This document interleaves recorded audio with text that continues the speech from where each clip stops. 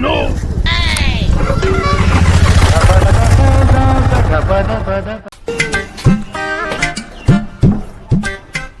রে আমার গাড়ি কি হলো?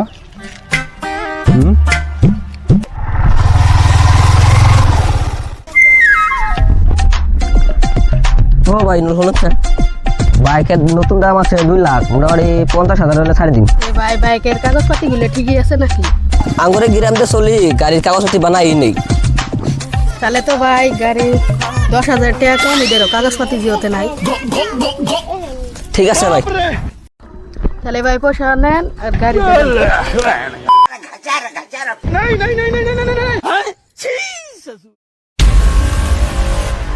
আচ্ছা তাহলে ভাই যে চাবিটা নেন, তাহলে আমি যাই কা।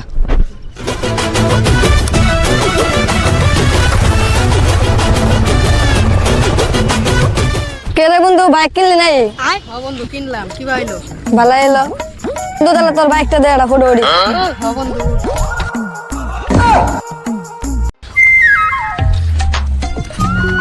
গাড়িটা তো হারাইলো, গাড়িটা তো চালাস করে খাইতাছি না, মনে মধ্যেও শান্তি নাই। যে ফেসবুক টিভি গল্প কিরে আমার গাড়ি দিয়ে ফটো পোস্ট দিছে, একটু ধরন রাখবো আমার।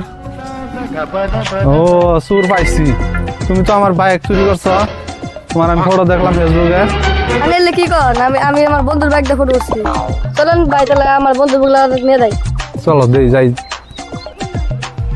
কিরে ওই যে আমার বাইক। ওই বন্ধু কই গেলি, ভাড়া পাচ্ছি না। ওই বন্ধু বাইকটা তুই কোন দিকে গেছ? তোর বাইক দিয়ে ফটো উঠলাম, ফেসবুকে পোস্ট করছি, বাইকওয়ালার মালিক আমাকে চুর ভাবছি। ওটা তো আমি না মানুষের কাছ থেকে কিনছি, ওটা তো হেন চিনি নি। গাড়ি কিনবা, তুমি গাড়ির কাগজপাতি আছে তোমার কাছে? যে গাড়ি যে কিনছো, যে তুমি গাড়ির কোনো প্রমাণপত্র নিয়ে কিনছো?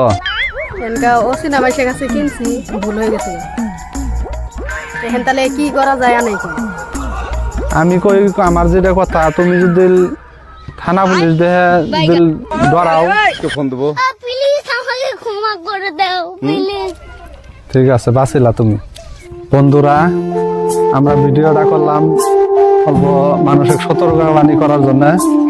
আপনারা কেউ এরকম করে যান গাড়ি ঘোড়া কাগজপাতি ছাড়া, এরকম করে যান গাড়ি আপনারা কেউ অচেনা মানুষের কাছ থেকে যান কিনেন না।